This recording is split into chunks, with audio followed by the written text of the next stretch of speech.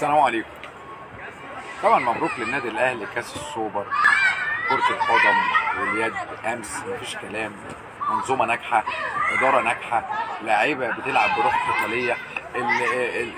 مجلس اداره النادي عمل منظومه في كرة اليد قوية جدا جدا تقدر تاخد اي بطولة. ولكن انا بعتب شوية على اعلام نادي الزمالك وقناة نادي الزمالك اللي بيبدأوا البرنامج بتاعهم دائما وابدا، بيبدأوا البرنامج بالحديث عن النادي الاهلي، ويوم السوبر في الحديث في برنامجهم انا اعتقدت ان الزمالك كان بيلعب في السوبر وخده، عمالين يتكلموا على اخطاء التحكيم وعلى الشناوي وعلى.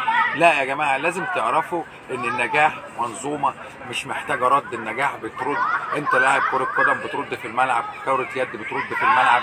اداره النادي ناجحه بكل المقاييس، عملت اعدادات قويه.